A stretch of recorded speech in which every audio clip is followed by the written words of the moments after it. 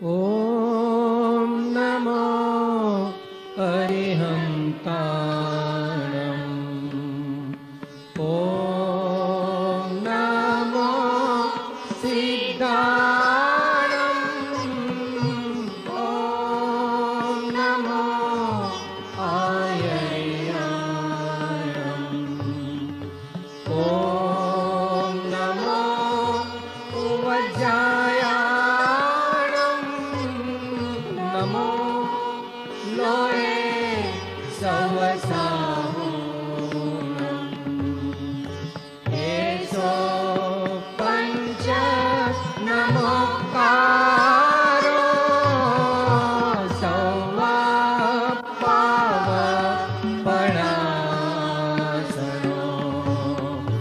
मङ्गलाणं च सौवेसिं परमं हवै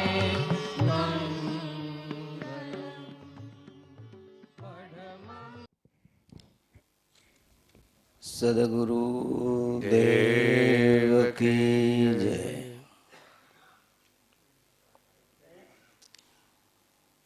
આજના પવિત્ર પ્રસંગે પરમ પૂજ્ય સાહેબ શ્રીના સાનિધ્યમાં સત્સંગનો કાર્યક્રમ જે યોજાઈ રહ્યો છે એ નિમિત્તે આપ સર્વના દર્શન થયા એ બહુ આનંદની વાત છે.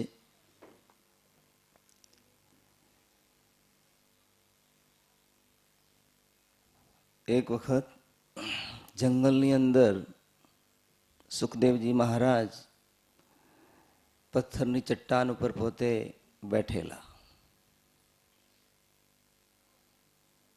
તો ઇન્દ્રની મોકલેલી રંભા નામની અપ્સરા પોતે ત્યાં આવી ચડી અને રંભા પોતે સુખદેવજીને કહે છે કે મનુષ્ય જન્મ ધારણ કરી અને જેને સંસારનું સુખ નથી ભોગવ્યું એવા મનુષ્યનો ધિક્કાર છે. એના જવાબમાં સુખદેવજી પોતે કહે છે કે માનવ જન્મ ધારણ કરી અને જેની પરમાત્માના ચરણોમાં પ્રીતિ નથી થઈ એવા મનુષ્યનો ધિક્કાર છે. બંનેના વચ્ચે સંવાદ ચાલે છે. રંભા ઘણા જ પ્રયત્ન કરે છે. જ્યારે સુખદેવજીની વૃત્તિ ચલાયમાન નથી થતી ત્યારે છેલ્લે રંભા પોતાના શરીરના વખાણ કરે છે. ત્યારે સુખદેવજી મહારાજ કહે છે કે રંભા, તો આટલી બધી સુંદર છે મને આજ જ ખબર પડી. હવેથી કદાચ જન્મ લેવાનો વારો આવશે તો તારા જેવી માતાનું પહેલા પસંદ કરીશ. તમારે કાયમનું સુખ જોઈએ છે કે ક્ષણ પૂરતું સુખ જોઈએ છે? આ એક પ્રશ્ન છે. જો ક્ષણ પૂરતું સુખ જોઈતું હોય તો તમને વિષયોમાંથી મળી રહેશે, અને જો તમારે કાયમીનું સુખ જોઈતું હોય તો કાયમ રહેવા વાળી વસ્તુને તમારે ઓળખવી પડશે. તમારે એક જગ્યાએ સુખ જોઈએ છે કે સર્વ જગ્યાએ સુખ જોઈએ છે? જો સર્વ જગ્યાએ સુખ જોઈતું હોય તો સર્વ જગ્યાએ રહેલી વસ્તુને તમારે ઓળખવી પડશે. આ મનને તમે ઉત્તમ સુખ આપો. એ ચાંદી માગ તો એનું સોનું આપો, અને સોનું માગ તો એને હીરા આપો. એ વિષયોનું સુખ માગ તો એને તમે બ્રહ્માનંદ આપો. બહુધા પ્રીતિ પરમો નહીં પણ સ્વમોર એને આત્મરતિ કહે છે. વૃત્તિને આપણે કેળવી તો પડશે, પણ એ વૃત્તિને કેળવવા માટે મૂળમાં પોતે વૈરાગ્યની જરૂર છે. આધ્યાત્મિક રામાયણમાં એક પ્રસંગ આવે છે કે ભગવાન રામચંદ્રના વનના સમાચાર સાંભળી અને લક્ષ્મણજી એકદમ આવેશમાં આવી ગયા. ત્યારે લક્ષ્મણજી પોતે કહે છે રામચંદ્રજીને કે પ્રભુ જો તમે મને રજા આપો તો આ દશરથ, કૈકેયી, ભરત, મામા યુદ્ધાજીત બધાને યમના દ્વાર પહોંચાડી દીવે. આ સાંભળીને રામચંદ્રજી માત્ર એટલું જ બોલ્યા છે કે હે લક્ષ્મણ, શું આ દેહો ને રાજ્યો સાચા છે? દ્રશ્ય પદાર્થો ઉપર પોતાના મિથ્યાત્વનો કેટલો દ્રઢ નિશ્ચય છે વિચાર હોય. જ્યાં સુધી દ્રશ્ય પદાર્થો ઉપર મિથ્યાત્વનો દ્રઢ નિશ્ચય નહીં બંધાય ત્યાં સુધી બહિર્મુખ થયેલી વૃત્તિ અંતર્મુખ કોઈ હિસાબે થાય એવી નથી. એક શિષ્ય પોતાના ગુરુને પૂછે છે કે સમગ્ર શાસ્ત્રોનો સાર શું છે અને પૂજાનો પ્રકાર શું છે? ત્યારે ગુરુદેવ કહે છે કે દ્રશ્ય માત્ર મિથ્યા છે એ સમગ્ર શાસ્ત્રોનો સાર છે. દ્રશ્ય માત્ર મિથ્યા છે, પૂજાનો પ્રકાર છે, અને હું દેહ નથી એ સમગ્ર શાસ્ત્રોનો સાર છે. તો વૃત્તિને કેળવવા માટે આપને ખબર હશે કે રામકૃષ્ણ પરમહંસને એક વખત પોતે વિવેકાનંદજી પોતે પ્રશ્ન કરે છે સૌ પ્રથમની મુલાકાતમાં કે ગુરુદેવ, મેં એવું સાંભળ્યું છે કે જગદંબા આદિશક્તિ આપને હાજરા હાજર વાતો કરે છે અને મારી આર્થિક સ્થિતિ બહુ નબળી છે, તો જગદંબાને કાલીને તમે મારા વતી જરા એટલી વિનંતી ના કરો કે મને કંઈક આર્થિક સહાય કરો. તારે પરમહંસ પોતે કહે છે કે તું જાતે જ માગી લે, મને શું લેવા કહે છે? તું જે માગી એ તને આપી દેશે. રામકૃષ્ણ બહાર જ પોતે મંદિરના ઓટલે બેઠેલા વિવેકાનંદજીને પોતે મોકલે છે મા કાલીની મૂર્તિ આગળ. વિવેકાનંદજી પોતે હાથ જોડીને જગદંબાને પોતે પ્રાર્થના કરે છે કે માં, મને ભક્તિ આપજે, જ્ઞાન આપજે, વૈરાગ આપજે. એટલું માગીને જ્યારે પાછા વળ્યા એટલે રામકૃષ્ણ ફરીથી પૂછે છે કે પેલું તે ધન માગ્યું કે ના માગ્યું? કે એ તો ભૂલી ગયો, કે પાછો જતા. ફરીથી ગયા. ફરીથી વિવેકાનંદજી પોતે કહે છે કે માં, તું મને ભક્તિ આપજે, જ્ઞાન આપજે, વૈરાગ આપજે. એટલું માગીને પાછા વળ્યા. પરમહંસે પાછું પૂછ્યું કે પેલું તે ધન માગ્યું કે ના માગ્યું? કે એ તો ભૂલી ગયો, કે જા ફરીથી માગ. ફરીથી ગયા, ત્રીજી વખત ગયા અને કહે છે કે માં, મને ભક્તિ આપજે, જ્ઞાન આપજે, વૈરાગ આપજે. પરમહંસે ફરીથી પૂછ્યું પેલું ધન માગ્યું? પછી એમને ખ્યાલ આવ્યો કે હા, માને પ્રસન્ન કરીને કોઈ દાડો સંસારની મિથ્યા વસ્તુ મગાતી હશે. એક ચક્રવર્તી રાજા પોતે એક વ્યક્તિ પર ખૂબ પ્રસન્ન થઈ ગયો, એને કોઈ સારું કામ કર્યું હશે. રાજસભામાં બોલાઈ બધા માણસોના વચ્ચે એનું બહુ સારું સન્માન કર્યું. અને પછી આ ચક્રવર્તી રાજા, અખિલ ભૂમંડળનો ચક્રવર્તી રાજા હતો, એ રાજા પેલા માણસને કહે છે કે તારી જે ઈચ્છા હોય માગી લે. ચક્રવર્તી રાજા પ્રસન્ન થયો પેલા વ્યક્તિ ઉપર કે તારી જે ઈચ્છા હોય તે માગી લે. તારે પેલો શું કહે છે કે મને થોડી પેલી તમાકુનો ચૂનો આપજો, મારે બીજું કંઈ જોઈતું નથી. આ ચૂના જેવી, તમાકુ જેવી વસ્તુ તમે ઈશ્વર પાસે કદી માગતા નહીં. જો માગો તો ભક્તિ, જ્ઞાન, વૈરાગ્ય. સ્વામી રામતીર્થ પોતે કહે છે કે ભગવાનના મંદિરમાં તમે જાઓ પણ ભિખારી બનીને જશો નહીં. રાજાના ઘેર રાજા જ મહેમાન હોય છે, રાજાના ઘેર કોઈ દાડો ભિખારી મહેમાન બનતો નથી. તો મંદિરમાં જવાની ના નથી, પણ ભિખારીના, ઈશ્વર તો સમર્થ, કૃપાળુ, દયાળુ છે. તમારી તમામ ઈચ્છાઓ પૂરી કરશે. તમે ધન માગશો તો ધન આપશે, દીકરા માગશો તો દીકરા આપશે, જે માગશો બીજું મિથ્યા આપશે. પણ પેલી જે આત્મ વસ્તુ છે, વૈરાગ્ય, ભક્તિ, જ્ઞાન, એનાથી તમને વંચિત રાખશે. મેં અહીંયા આપણે આ સંસ્થાથી જે એક પુસ્તિકા પ્રસારિત થાય છે દિવ્ય ધ્વનિ, એમાંનું જે એક દ્રષ્ટાંત મેં વાંચેલું આજ હું તમારી આગળ રજૂ કરું છું. તમે બધા જાણતા જ હશો કે એક વખત સ્વામી રામતીર્થ પોતે કોઈ પહાડી ઇલાકામાં પોતે ઉભા રહેલા અને એક માણસ એમને મળવા માટે આવ્યો. તો ચારે બાજુ રંગબેરંગી સુંદર ફૂલો ખીલી રહેલા. તે માણસે પોતે એક ફૂલ લઈને સૂંઘવા માટે પોતાના નાકની ડોડી જો અડાડ્યું અને એકદમ એને ચીસ પાડી.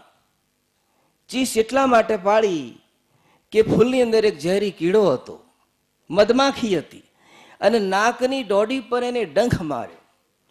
ફૂલો જેવા દેખાતા રમણીય સંસારના સુખોની અંદર 22 દુઃખના ડંખો રેલા છે. એ અજ્ઞાની માણસ પોતે સમજી શકતો નથી.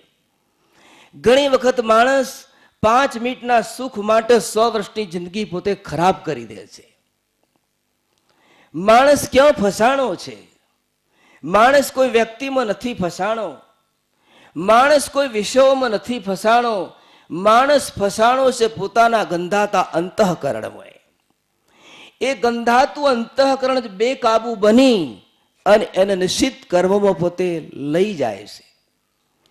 તો ઈશ્વરની પ્રાપ્તિ કરવા પૂર્વે શુદ્ધ અંતઃકરણ નહીં હોય અને તમે ગમે એટલી જ્ઞાનની ચર્ચા કરશો, ગમે એટલા ગ્રંથો વાંચશો, તો તમને કોઈ હિસાબે સફળતા મળશે નહીં. એક માણસ માથે પોતે વિષ્ટાનો ટોપલો ઉપાડેલો, મેલા ઘેલા કપડાં પહેરેલા, એની દાઢી વધી ગયેલી, માખીઓ એના શરીર ઉપર પોતે ભણભણ કરી રહેલી, વિષ્ટાના તો રેલા ઉતરેલા, અને એવો વિષ્ટાનો ટોપલો માથા ઉપાડી અને માણસ પોતે આમ ઝડપભેર પોતે દોડી રહેલો. કોઈ માણસે પૂછ્યું તું ક્યાં જઈ રહ્યો છે? એટલે કે રાજાને મળવા જવું છે. ઝડપભેર એકદમ રાજ દરબાર સુધી પહોંચી જો. ત્યાં પણ સિપાહીઓ પોતે પેરો ભરતા હતા. પેલા સિપાહીઓ પૂછ્યું તારે ક્યાં જવું છે? કે મારે રાજાને મળવું છે. કે ભાગ ભાગ અહીંથી દોરટ. એ સમય એક સજ્જન માણસ ત્યાંથી નીકળ્યા. તો પેલા સજ્જને કીધું કે જો તારે રાજાને મળવું હોય તો કમસે કમ વિષ્ટાનો ટોપલો તું ફેંકી દે, આ ગંધાતા કપડાં ધોઈ નાખ, દાઢી હજામત કરી લે, નહીં લે, ધોઈ લે, ચોખ્ખો થા, તો કોક વખત રાજાને મળવાનો પ્રસંગ આવશે. આવી હાલતમાં તો તું રાજાને મળી શકીશ નહીં. ગંધાતું અંતસ્કરણ લઈ અને ઈશ્વરના આપણે મળવા માટે જઈશું, પણ ઈશ્વર આપણને કોઈ હિસાબે મળી શકવાનો નથી. તો અહીંયા તમને ખ્યાલ હશે કે પરમહંસની કેવી નિષ્ઠા હતી. એક વખત 16 શણગાર સજી અને માતા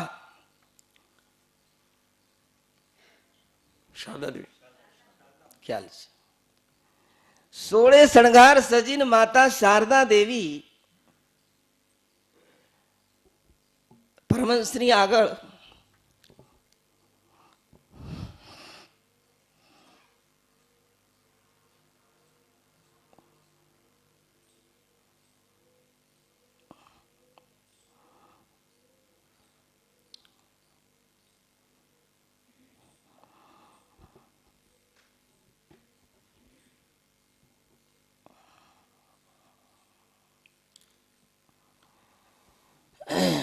શ્રીમન્નારાયણ નારાયણ નારાયણ શ્રીમન્નારાયણ શ્રીમન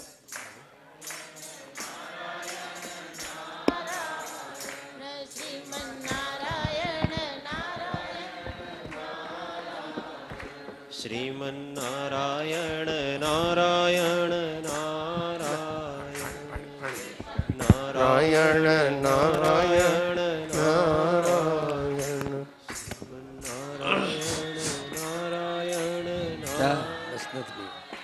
પછી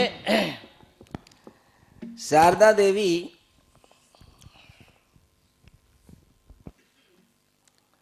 પરમહંસને પૂછે, 16 શણગાર સજીનો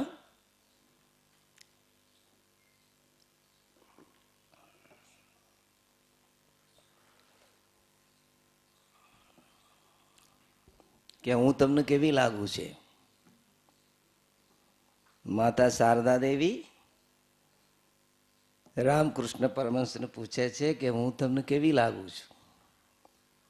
તો પરમહંસજી પોતે કહે છે કે તમે તમે મને સાક્ષાત મારી માં જેવા લાગો છે. જુઓ, અહીંયા એક બીજી વાત કરું કે જો તમારે આત્મસુખ જો પ્રાપ્ત કરવું હશે તો અધર્મથી મળતા ભોગોનો તો તમારે ત્યાગ કરવો પડશે, એમાં તો કોઈ શંકા નથી. પણ ધર્મથી મળતા ભોગોનો પણ ત્યાગ કરવો પડશે. અધર્મથી મળતા ભોગોનો ત્યાગ કરવો પડે એમાં તો કોઈ શંકા નથી. પણ જે ધર્મથી મળતા હોય ભોગો, જેમ એક પુરુષને પોતાની પત્ની સજોડે રહેવામાં કોઈ અધર્મ નડતો નથી. વ્યવહારિક રીતે એના ધર્મ ના નડે, પોતાની પત્ની છે, અગ્નિની સાક્ષી પોતે એના સાથે પરણ્યો છે. તો અધર્મથી મળતા ભોગોનો તો ત્યાગ કરવો પડશે. મુક્તિ જેને જોઈતી હોય, પણ ધર્મથી મળતા હોય એવા પણ ભોગોનો ત્યાગ કરવો પડશે. તો જ આ સ્થિતિએ તમે પહોંચી શકશો, બાકી પહોંચી શકશો નહીં. આજથી 100 વર્ષ પહેલા કલકત્તાની અંદર એક ભોયણ જાતિમાં રાણી રાસમણી કરીને નામની એક પોતે સ્ત્રી થઈ ગઈ. એ જમાનામાં એની પાસે અઢળક સંપત્તિ હતી. તો એ રાણી રાસમણીએ પોતે માનો ગંગા કિનારે એક ભવ્ય મહાકાલીનું મંદિર બંધાયું. અદ્ભુત છે. અને સૌ પ્રથમના પૂજારી તરીકે રામકૃષ્ણ પરમહંસને પોતે નિમ્યા. ઈશ્વરના રૂપમાં પોતે ગળા ડૂબ થઈ ગયેલા. દયાનંદ સરસ્વતી આર્ય સમાજના સ્થાપક એ કોઈ જગ્યાએ પરમહંસ વિશે લખે છે. દયાનંદ સરસ્વતી જ્યારે પોતે રામકૃષ્ણ પરમહંસને મળ્યા અને એના જોતા સાથે જ દયાનંદ સરસ્વતીના મુખમાંથી એવા અનાયાસ શબ્દો સરી પડ્યા કે અમે તો શાસ્ત્રોરૂપી છાશ પીએ છીએ, એનો માખણ તો આ પુરુષ ખાઈને બેસી ગયો છે. એની એવી આરૂઢતા હતી. બહુ પ્રયત્ન માગી લે છે સજ્જનો. બ્રહ્માના સર્જનમાં ઇન્દ્રિયો બહિર્મુખતા વાળી બનાવેલી છે.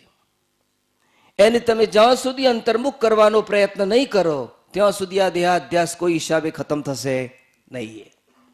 ચિરકાલ સુધીનો અભ્યાસ માગી લેશ. તો એવા માની ભક્તિમાં પોતે ઘણા ડૂબ થયેલા પરમહંસ જગદંબાની જ્યારે પોતે પૂજા કરવા બેસે ને તો માને ફૂલ ન ચડાવતો પોતાના માથા ઉપર ચડી દે. કોઈ નિવેદ હોય તો પેલો અડધો પેડો પોતે ખાય ને એઠો પછી અડધો પેડો માને ખવડાવે કે હવે તું ખાય. આ દ્રશ્ય પોતે માનો રાણી રાસમણીના પોતે જમઈ મથુર બાબુએ પોતે જોયું. લોકોએ એમને ફરિયાદ કરી કે રાણી રાસમણી ક્યાંથી આવો પાગલ પૂજારી લાવી છે, આખું મંદિર એને ભ્રષ્ટ કર્યું, એઠું નિવેદ માને ચડાવે છે. મથુર બાબુમાં તો પોતે પારક શક્તિ હતી. રામકૃષ્ણ પરમહંસની જ્યારે સ્થિતિ જોઈ અને પછી એમને વિચાર્યું કે નહીં, આ કોઈ પાગલ નથી, પણ ઈશ્વરના સ્વરૂપમાં પાગલ થયેલો કોઈ મહાપુરુષ મહાત્મા છે. પરમહંસ તો શરૂઆતમાં પોતે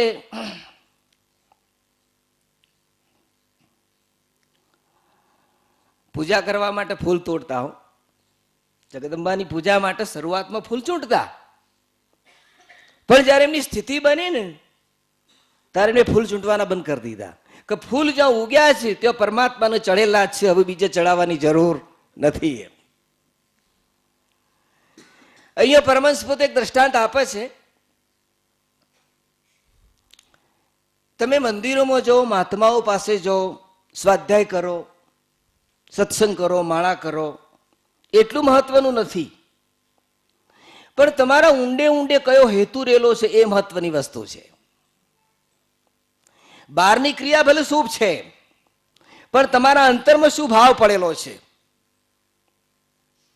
તમારી પાસે કેટલા આશ્રમ છે એની મહત્તા નથી, તમારા કેટલા શિષ્યો છે એની મહત્તા નથી, આ દુનિયાના લોકો તમને કેટલા પગે લાગે છે એની મહત્તા નથી.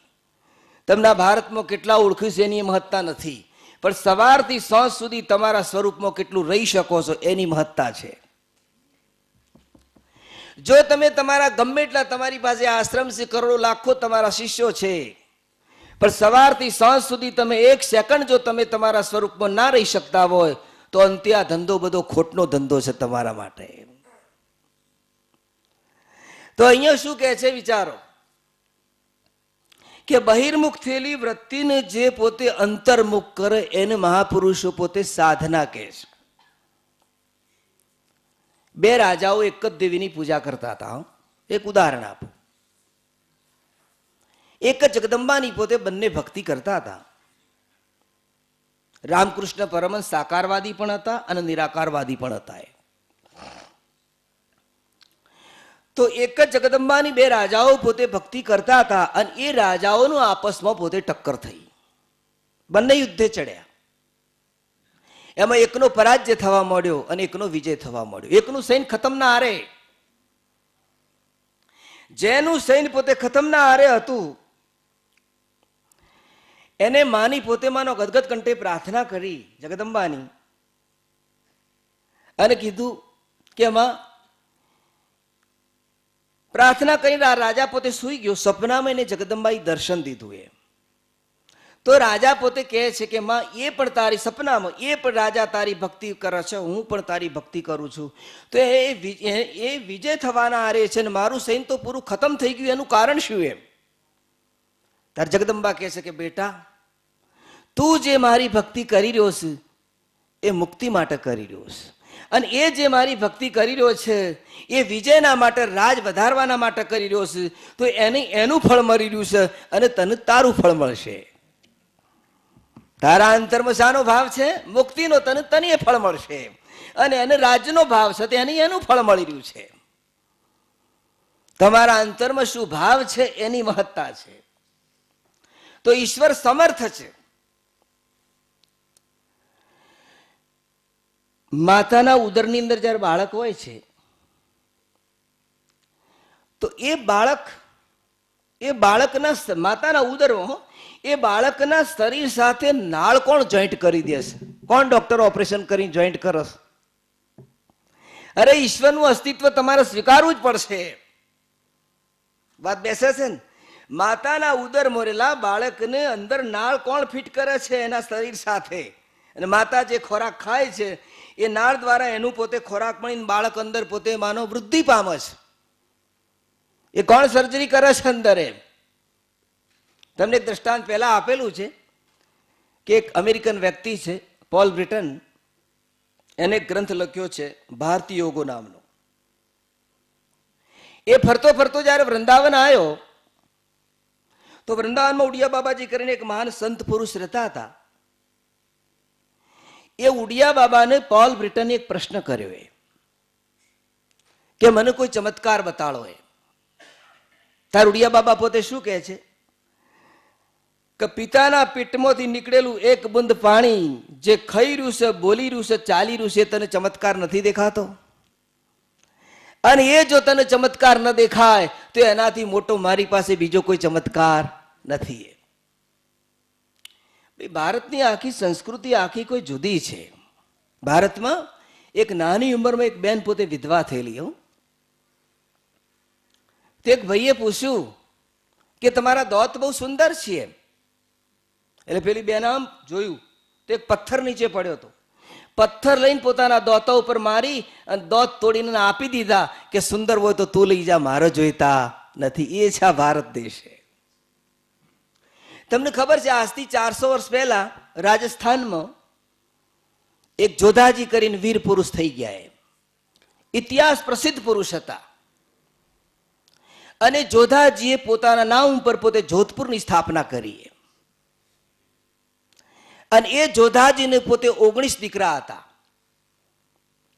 એમાં ચોથા નંબરનો જે દીકરો હતો એનું નામ છે રાવ દુદાજી.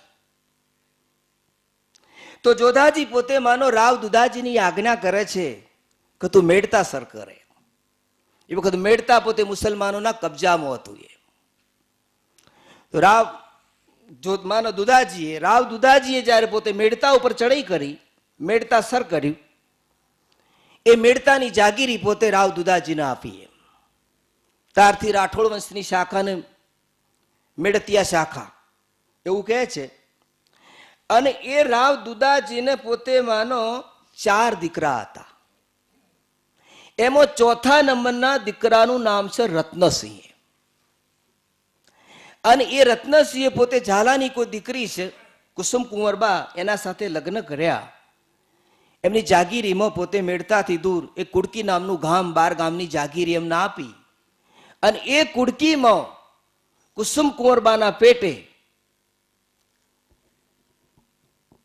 આજથી 400 વર્ષ પહેલા મીરાનો જન્મ થયેલો રાજસ્થાનની અંદર.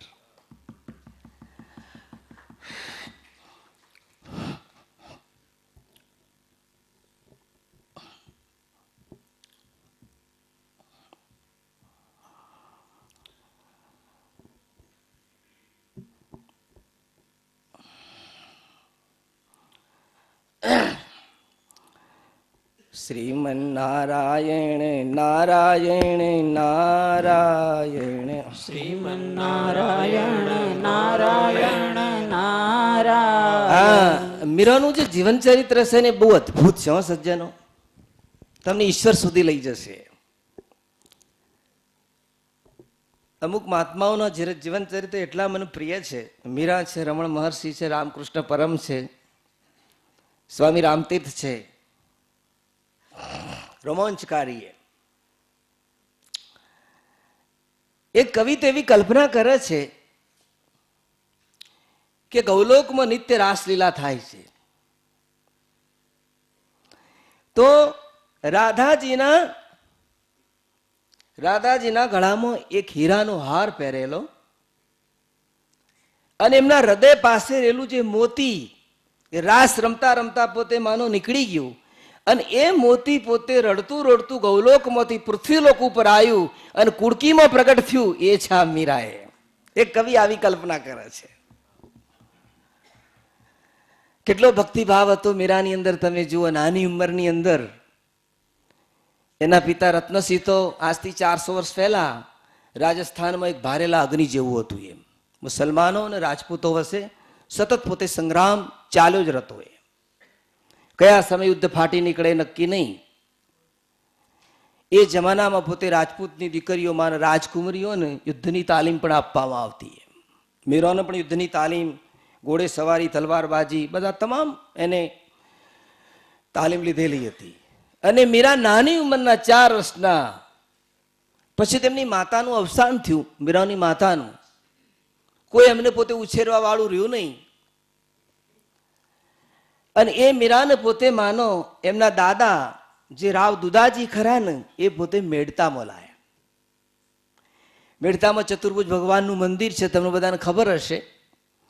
અને બાજુમાં જે પુષ્કર, એના લીધે તો મેળતામાં ઘણા સાધુ સંતોની અવર જવર હતી. રાજ પરિવારથી એ સંતોની ખૂબ સેવા થતી. અને એ સંતોની અસર આ મીરા ઉપર બહુ જ પડેલી. નાની ઉંમરમાં એટલા બધા ભક્તિના પદો મીરાએ પોતે લખ્યા. એક મીરા એક સંત પણ હતા અને સાથે સાથે એક લોક કવિ પણ હતા. એ સમયમાં એક સાધુ ફરતો ફરતો પોતે મેળતામાં આવી ચડેલો. એની પાસે એક મૂર્તિ હતી ગિરધર ગોપાલની. તે સાધુ પોતે માનો સવારમાં વહેલા મૂર્તિને નવરાઈ ધોવરાઈ સરસ નવરાવે, એની પૂજા કરે, આરતી ઉતારે, નિવેદ ધરાવે. આ મીરા પોતે જોવો. અને પછી એ મૂર્તિ એટલી બધી મીરાને ગમી ગઈ, એને હઠ પકડી એના દાદા પાસે કે મને મૂર્તિ તમે અપાવો સાધુ પાસે. એટલે રાવ દુદાજી પેલા સાધુને કહે છે કે આ મારી લાડકી દીકરી મીરાને આ મૂર્તિ ગિરધર ગોપાળની ગમી જઈ છે, તું આપી દે. અને એના બદલામાં હું તને બીજી 10 કી તો 10 સોનાની મૂર્તિ બનીને આપું. સાધુ કે ના, મારે તો એ જ મૂર્તિ જોઈએ, મારે તમારી સોનાની મૂર્તિઓ જોઈતી નથી. એક બાજુ રાજહઠ અને એક બાજુ યોગી હઠ. સાધુએ માન્યું નહીં. મૂર્તિ લઈને સાધુ જતા રહ્યા. જ્યાં જો એમને પડાવ નાખ્યો. રાત્રે સૂતા હતા અને એ જ વખત સપનામાં ભગવાન કૃષ્ણ ગિરધર ગોપાલ આવી અને પછી પેલા સાધુને કહે છે કે તારી પાસે જે મારી મૂર્તિ છે તું મીરોને આપી દે, મારે મીરો પાસે રહેવું છે, તારા પાસે રહેવું નથી. પછી તો સાધુ પોતે માનો શું કરે, ભગવાન ખુદની ઈચ્છા થઈ તો સાધુ પોતે પાછા આવે છે અને પછી રડતા રડતા પોતાની પાસે જે ગિરધર ગોપાલની જે મૂર્તિ હતી ને એ મૂર્તિ પોતે રાવ દુદાજીને આપીને કહે છે કે ખુદ ભગવાનની ઈચ્છા હવે મીરો પાસે રવાની થઈ છે, એમાં મારું કંઈ ચાલે એવું નથી. જો ઈશ્વરનું સ્મરણ ચિંતન કરતા કરતા, એનો તો પછી ઘણો મોટો લોબો ઇતિહાસ છે મીરોના જીવનનો, પણ બચપણથી જ ભક્તિ કરતા કરતા આ મીરોની પોતે કેવી એની સ્થિતિ બની જઈ જુઓ. સંસારના તમામ વિષયો ઉપર એને વૈરાગ જાગી ગયો. તમે રાજાને જીતી લો ને તો બીજું લશ્કર ઓટોમેટિક જીતી જાય. જો તમે મનને જીતી લો ને તો ઇન્દ્રિયો ઓટોમેટિક જીતી જાય. જ્યાં સુધી બાળક નાનું હોય ત્યાં સુધી એના મળમૂત્ર પોતે ચૂંથસ. નાનું બાળક એના મળમૂત્ર ચૂંથ, પણ મોટું થયા પછી કોઈ દાડો આવું કરે? જ્યાં સુધી બુદ્ધિમાં વિવેક નથી જાગ્યો ત્યાં સુધી તમને વિષયોમાં રમણીયતા ભાસે છે, પણ બુદ્ધિમાં વિવેક જાગ્યા પછી એ તમારી રમણીયતા મરી પરવારે છે. તમે શરૂમાં જયારે લગ્ન કર્યા ત્યારે તમારી અંદર કેવા ભાવો પડ્યા હતા? અહીંયા પિક્ચર જોવા જઈને, અહીંયા ફોટા પડાવીને, અહીંયા જીન એમાંથી હાલ કોઈ રહ્યું છે તમારી પાસે? આ તો એક પ્રશ્ન છે. હાલ કઈ રહ્યું છે એમાંથી તમારી પાસે? જ્યાં સુધી બુદ્ધિમાં વિવેક નથી જાગતો ત્યાં સુધી વિષયોમાં રમણીયતા ભાસે છે. અબ્રાહિમ બલ્ખ પોતે માનો, અબ્રાહિમ આદમ બલ્ખના રાજા હતા, મુસલમાન બાદશાહ છે. રાત્રે પોતે ચોથા માળો સૂતા હતા ઉનાળાની ગરમીમાં. મધરાત્રિના સમયે કોઈ માણસનું પોતે દાદર ઉપર ચડતો હોય એવો એમનો અવાજ લાગ્યો. એના ચડવાથી આખો દાદર પોતે ધ્રુજતો હતો.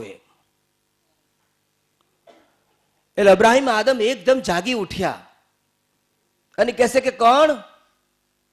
એટલે આવનાર ઈશ્વરી દૂત શું કહે છે કે હું. તો અબ્રાહમ બલ્ક કહે છે, અબ્રાહિમ આદમ કહે છે કે અત્યારે અડધી રાતના અહીંયા શું લેવા આવો છો? એટલે આવનાર ઈશ્વરી દૂત શું કહે છે કે મારું એક ઊંટ 3 દિવસથી ખોવાઈ ગયું છે, એટલે તમારા ચોથા માળ ઉપર આવ્યું છે કે નથી આવ્યું એની તપાસ કરવા આવવું છે. અબ્રાહમ બલ્ક કે અરે ઊંટ તો કોઈ દાડો ચોથા માળા આવે? તો પછી આવનાર ઈશ્વરી દૂત કહે છે કે તું પણ સંસારના વિષયોમાં ગળા ડૂબ રહી અને જે પરમાત્માને મેળવવાની ઈચ્છા કરી રહ્યો છે એ તું મારી માફક ચોથા માળે ઊંટ શોધવા જેવી જ વાત છે. આ જીવનરૂપી ગાડી આપણી ચાલી રહી છે, એના ઉપર કદી તમે બ્રેક લગાવવાનો પ્રયત્ન કર્યો? તમે ગાડી લઈને બજારમાં જતા હોય અને તમારી ગાડીને જો બ્રેક ના હોય તો તમને એક્સિડન્ટનો ભય રખનાર. એટલું જ નહીં, बिना ब्रेक के गाड़ी चलाना गैर कानूनी काम है, क्योंकि आपको पुलिस भी पकड़ सकती है. पकड़े कि ना पकड़े? એમાં જીવન રૂપી જે મોટર ચાલી રહી છે, જે સમયે જે ઇન્દ્રિય જે વિષયની ઈચ્છા કરે તરત તમે આપી જ દેશો. કદી બ્રેક મારવાનો પ્રયત્ન કર્યો આજ સુધી? જીભ ઢોકળો માગે ઢોકળો આપી દે, જે માગે બધા વિષયો માટે, 5 ઇન્દ્રિયો માટે. આ ઇન્દ્રિયો જે સમયે જે સુખની ઈચ્છા કરે એ સુખ તમે તરત જ એને આપી દો છો. કદી એના ઉપર બ્રેક લગાવવાનો પ્રયત્ન કર્યો નથી. તો જ્યાં સુધી સંયમ નથી, વૈરાગ્ય નથી, મહાપુરુષો પોતે કહે છે કે એક ઘડી આધી મેં પુનાદ, તુલસી સંગત સંત કી કટે કોટી અપરાધ. સંતોના પાસે જો એક મહાભારતની તમને ઝલક આપું. અહીંયા કોબાઈએ તા બધી માતાઓ બહેનો કેટલી પ્રેમથી સંતોની સેવા કરે છે. બહુ ગૌરવ છે આ કોબાનું. મહાભારતમાં એક પ્રસંગ છે જ્યારે રાસુરી યજ્ઞ થયો, ભગવાન કૃષ્ણે બધાને કામ સોંપી દીધું કે તારા કરવાનું, તારા કરવાનું, તારા કરવાનું, તારા કરવાનું. અને એ જ કૃષ્ણ જ્યારે પોતે ગાદી તકીએ પગ ઉપર પગ ચડીને જ્યારે આરામથી જ્યારે સૂતા હતા ત્યારે ભીમસેનની દ્રષ્ટિ પડી. ત્યારે એની થોડી મીઠી ઈર્ષ્યા થઈ ભીમસેન. ત્યારે ભીમસેન પોતે ભગવાન કૃષ્ણને કહે છે કે આજ અમારા ઘેર આવડો મોટો પ્રસંગ છે અને તમે અર્જુનના સાળા થો છો, તમારી બેન સુભદ્રા તો અમારા ઘરમાં છે અને આવડો મોટો અમારા ત્યાં પ્રસંગ અને તમે કામ ન કરો તો ચાલે નહીં, માટે તમે કંઈ કામ કરો. ત્યારે ભગવાન કૃષ્ણ કહે છે હું એક કામ કરીશ કે શું, 88,000 જે સાધુ સંતો જમી રહેશે એના એઠા પતરાળા હું ઉપાડી છે. અને બધા સંતો જયારે જમી રહ્યા ત્યારે ભગવાન શ્રી કૃષ્ણ જયારે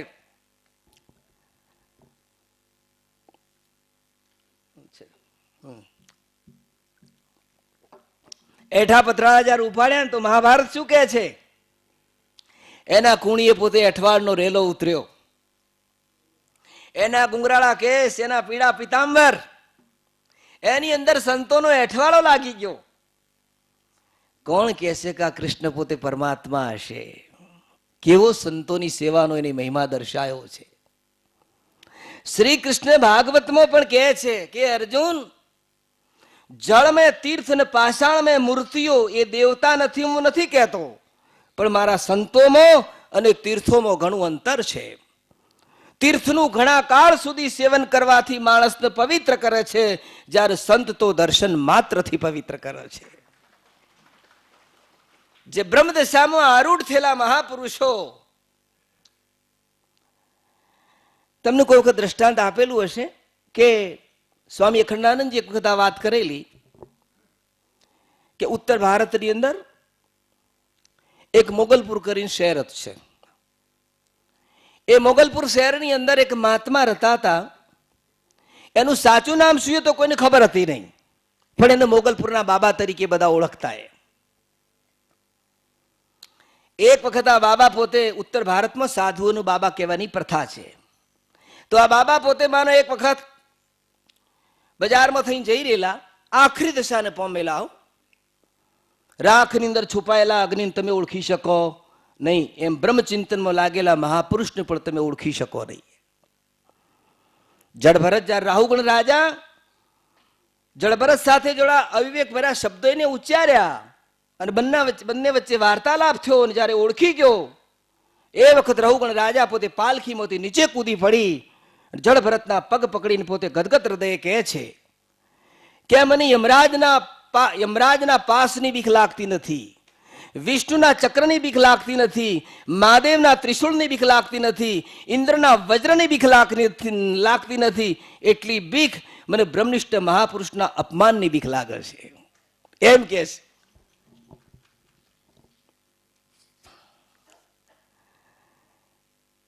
પછી એ મહાત્મા પોતે બજારમાં થઈને જઈ રહેલા.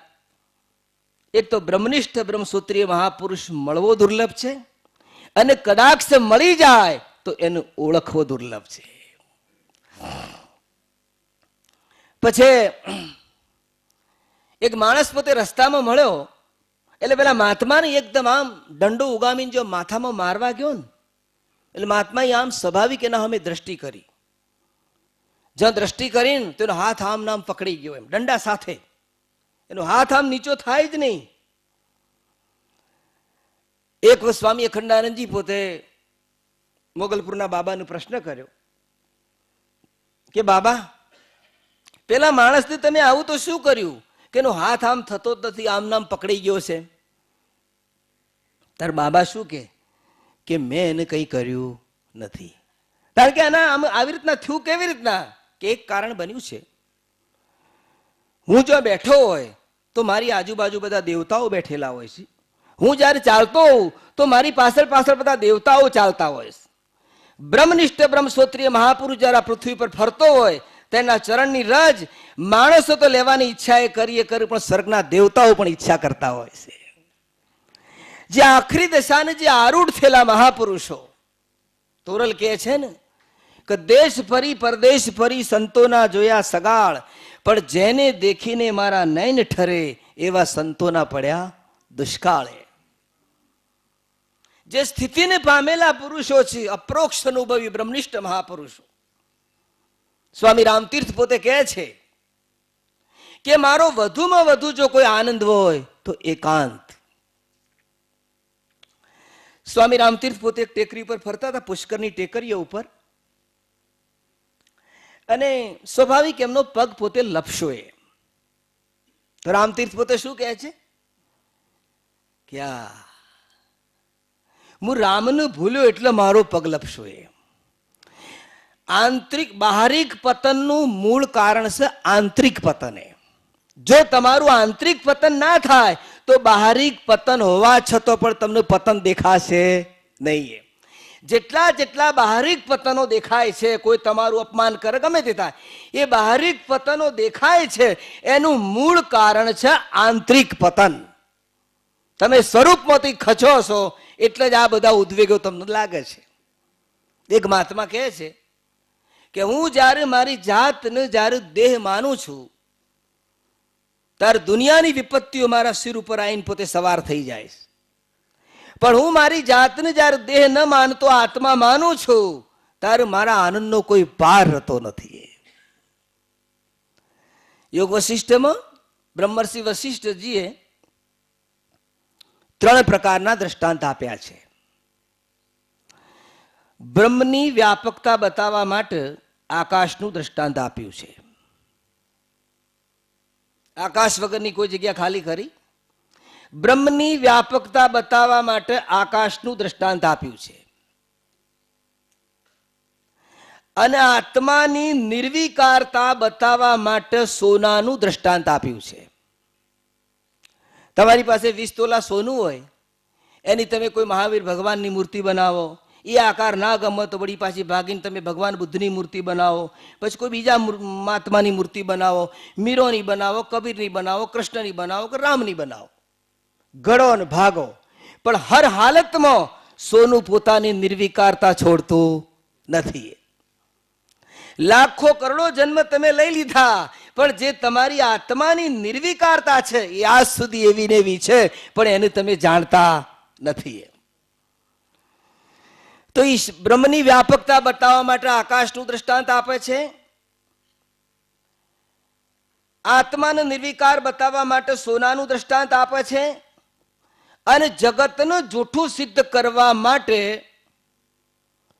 સ્વપ્નનું દ્રષ્ટાંત આપે છે. સ્વપ્નમાં ભાસેલા પદાર્થો જાગૃતિમાં કદી કામ આવતા નથી. સ્વપ્નમાં સોનાની ઈંટ તમને દેખાય તો જાગીને કયા બજારમાં તમે વેચવા જશો? હે રામચંદ્રજી કહે, વશિષ્ઠજી કહે, રામ, જો તને જગત ભાસતું હોય તો સ્વપ્નમાં ભાસેલા પદાર્થ જેવું છે. આ બધું દેખાવા છતાં અંતે કશું છે નહીં. એક રાજા હતો, એ જંગલમાં ફરવા માટે નીકળેલો. આટલું દ્રષ્ટાંત આપીને હું મારું પ્રવચન પૂરું કરીશ, સમય થવા આવ્યો છે. એક રાજા હતો, તો જંગલમાં માટે ફરવા માટે નીકળ્યો. જંગલનો બહુ શોખીન હતો એ. આ ઝાડ પેલું ઝાડ, આ જંગલ પેલું જંગલ કરતો કરતો કરતો બહુ દૂર નીકળી ગયો. એને તરસ લાગી. તરસ લાગી એટલે પાણીની શોધમાં પણ મેં બહુ તપાસ કરી. આ કોતર પેલું કોતર, ઘણા કોતરોમાં જંગલોમાં ફર્યો, પણ એ સમયે એને પાણી કોઈ જગ્યાએ જોવામાં આવ્યું નહીં. રાજાની તરસ પોતે વધતી જ ગઈ. અને એટલી બધી ભયંકર તરસ લાગી, સૂર્ય માથા ઉપર આવી ગયેલો, ગરમી ભયંકર પડતી હતી જંગલની અંદર. અતિશય તરસ લાગવાથી રાજા પોતે બેભાન થઈ ગયો અને ઘોડા ઉપરથી નીચે પડી ગયો. એવા જંગલમાં કોઈ હતું નહીં. એવામાં એ સમયે જંગલનો કઠિયારો પોતાની પત્ની સાથે લાકડા કાપવા માટે નીકળેલો. એક ડેગડાની અંદર થોડું પાણી હતું.